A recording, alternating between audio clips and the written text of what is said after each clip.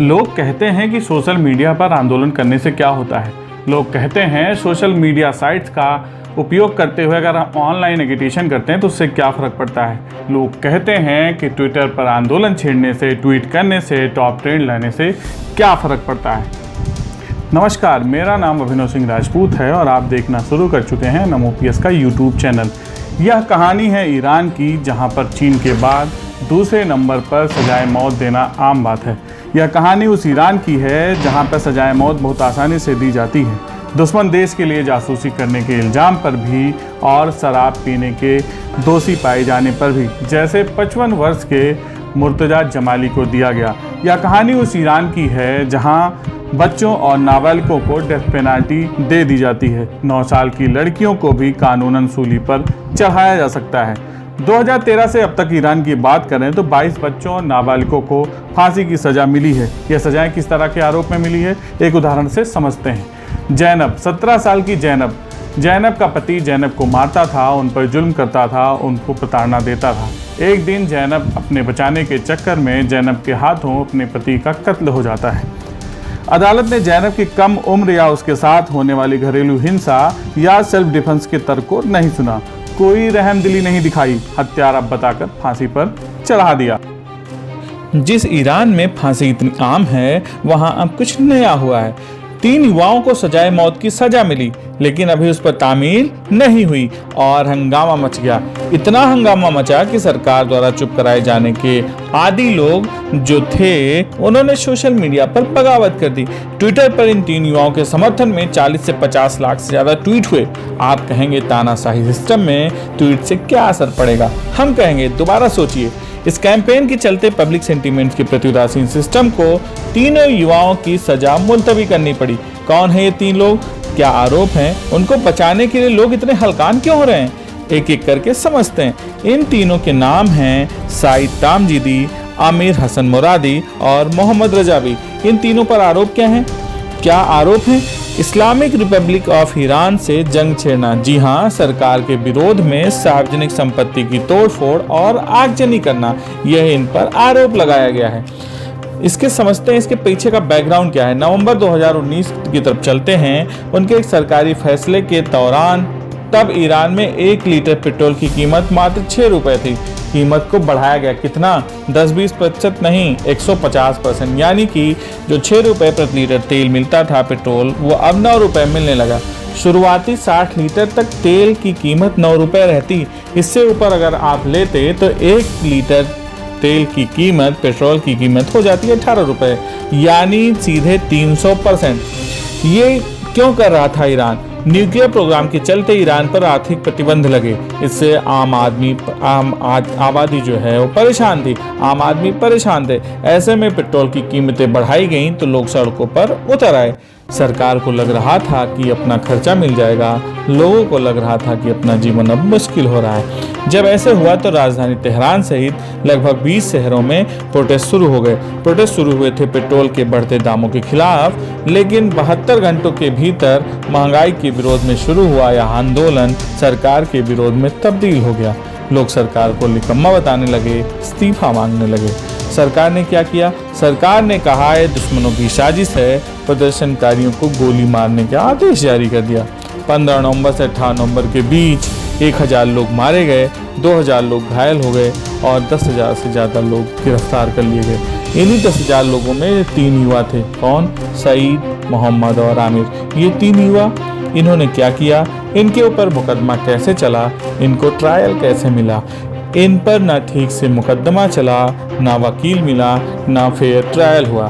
Police ने किस तरह से इनका कबूलनामा लिया, यह समझते हैं आप। आइए समझाते हैं। हमारे पास एमनेस्टी इंटरनेशनल और कुछ संस्थानों की रिपोर्ट्स हैं।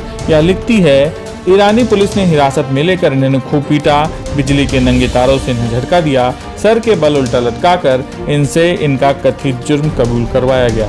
प्रोसिक्यूशन ने इसी कबूलनामे को सबूत बनाकर कोर्ट में पेश किया। कोर्ट ने इन सबूतों को मंजूर कर लिया और इन्हीं कथित सबूतों के आधार पर 24 जनवरी 2020 को कोर्ट ने फांसी की सजा सुना दी। इसके बाद क्या हुआ? तीनों प्रदर्शनकारियों ने ऊपर की अदालत से अपील की। इन्होंने कोर्ट को बताया कि पुलिस ने आतंक के सहारे इनका झूठा कबूलनामा लिया है। लेकिन अदालत ने क्या किया, इनकी अपील खारिज कर दी। 24 जून 2020 को कोर्ट ने एक फैसला सुनाते हुए इनकी मौत की सजा बरकरार रहेगी ये सुना दिया। कोर्ट के इस फैसले के बाद ईरान की जनता, खास तौर से ईरान के नौजवान सोशल मीडिया पर सुगबुगाने लगे। जुलाई की शुरुआत में इस सुगबुगाहट ने जोर पकड़ा। कैसे? 3 जुलाई को ईरान के वकीलों ने इंस्टाग्राम पर पोस्ट डाली। इन वकीलों के नाम हैं मुस्तफ़ा, बाबक और हुसैन। इन 3 युवाओं को यही 3 युवाओं का केस लड़ रहे हैं। इन्होंने अपनी पोस्ट में लिखा, क्या लिखा? अदालती फैसला तो दूर, आज तक उन्हें इस केस की चार्जशीट तक देखने को नहीं मिली और ना ही अपने क्लाइंट की तरफ से डिफेंस पेश करने का मौका। इस पोस्ट के सामने आते ही ईरान में बहस शुरू हो गई। लोग कहने लगे अदालती प्रक्रिया के नाम पर तमाशा हो रहा है। लोगों को उम्मीद थी शायद सुप्रीम कोर्ट में उन्हें न्याय मिले। यहाँ पुनर्याचिका दायर हुई। कब? 14 जुलाई 2020। लेकिन सुप्रीम कोर्ट ने अपील खारिज कर दी और सुप्रीम कोर्ट के इस फैसले के बाद, जी हाँ, सुप्रीम कोर्ट के इस फैसले के बाद ईरान के लोग भड़क उठे। इंस्टाग्राम, ट्विटर, टेलीग्राम, इन तीनों युवाओं के सपोर्ट में नारे लिखे जाने लगे। लोग बात करने लगे। एक दिलचस्प फैक्ट जान लेते हैं, ईरान में सोशल मीडिया साइट बैन है। ट्विटर, यूट्यूब, इंस्टाग्राम सब कुछ बैन है। आधिकारिक तौर पर राष्ट्रपति हसन रूहानी और विदेश मंत्री जवाद ज़रीफ ही अपना ट्विटर अकाउंट चलाते हैं। एक अनवेरिफाइड ट्विटर अकाउंट है सुप्रीम लीडर अली खामनेई के नाम पर। टॉप 500 साइट्स में आधे से ज़्यादा ईरान में बैन है ताकि ईरान की आवाज़ दुनिया तक ना पहुँचे, लोगों को जमहूरियत का चस्का ना लग जाए। लोकतंत्र बुरी शय है, सरकारों को आलोचना सुननी पड़ती है और सरकारों के लिए यह मुश्किल होता है।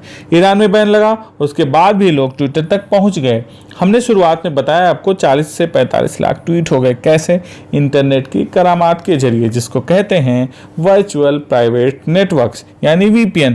किसी दूसरे देश के सिक्योर कनेक्शन के जरिए ट्विटर जैसे प्लेटफॉर्म पर अपनी एक्टिविटी को कंटिन्यू रखना, यही होता है। नौजवानों के इस पोस्ट के कई सारे लोगों के मायने नजर आते हैं, अलग अलग मायने नजर आते हैं। 15 जुलाई को ट्विटर पर हैशटैग चला डू नॉट एग्जीक्यूट, कुछ घंटे बाद टॉप 10 पर आ गया। इस ट्विटर कैंपेन के ईरान में राष्ट्रीय एकता पैदा कर दी। आम और खास सब साथ आ गए। यहाँ तक कि कई बड़े लोग, इमाम, एक्टर, एक्ट्रेस भी इन तीनों युवाओं के सपोर्ट करने लग गए। लोग लिखने लगे आज चुप रहेंगे तो कल हमारी बारी भी आएगी। उन्हें जैसे ही अचानक इल्म हुआ कि सरकार का विरोध करना जैसे सजा है तो कोई सजा से नहीं बच सकेगा, यह मुकदमा जैसे जनता के अस्तित्व का सवाल बन गया। और कैंपेन का असर क्या हुआ? सुप्रीम कोर्ट ने इन तीनों युवाओं की फांसी रोक दिया। जी हाँ, 19 जुलाई को उन तीनों युवाओं के वकील सामने आए और उन्होंने कहा कि सुप्रीम कोर्ट ने दोबारा ट्रायल कराने की अर्जी पर राजी हो गया है। उन्होंने उस पर 14 जुलाई को अर्जी नामंजूर करने वाला सुप्रीम कोर्ट के रुख में बदलाव आया है। सोशल मीडिया कैंपेन और जनता की जागरूकता का नतीजा है। इससे आम लोग कहते हैं कि अभी आग और भड़क सकती है। लोगों को कहना है कि उनकी सरकार Gaza, Yemen, Lebanon, Syria, Iran जैसे युद्ध प्रायोजित करती है। जनता की यही बगावत ईरानी सरकार की सबसे बड़ी चुनौती बनेगी और शायद लोकतंत्र के लिए उम्मीद भी। बने रहिए हमारे साथ, अपना और अपनों का ख्याल रखिए। तब तक के लिए जय हिंद, नमस्कार। सोशल मीडिया पर भी अपनी एकजुटता बनाए रखें, राष्ट्रीय एकता को प्रदर्शित करें, जन आंदोलन बनाएं किसी कार्यक्रम को तो वह सरकार तक आने तक जरूर जाएगा, वह हमारे में बदलाव जरूर लाएगा। और हैशटैग ट्विटर पर अभियान छेड़ते हुए अगर टॉप ट्रेंड पर आता है तो उसका असर देखते हुए बनता है। NMOPS के आंदोलन में पुरानी पेंशन बहाली के लिए युवाओं ने इसको तामील किया है और ये आंदोलन टॉप ट्रेंड बनता हुआ ट्विटर पर कई बार नजर आता है।